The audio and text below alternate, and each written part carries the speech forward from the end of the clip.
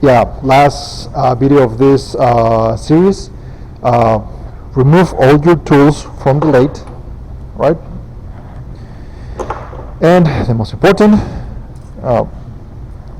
clean it, as we mentioned it already. Clean it, remove your tools, clean the lathe, put the chips in the garbage bin, and once you're done cleaning the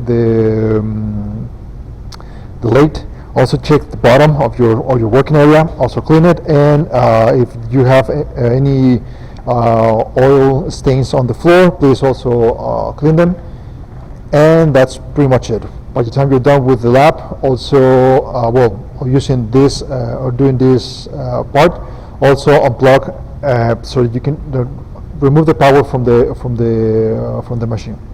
So that is actually now the last part of this series. Okay, see you in the next part.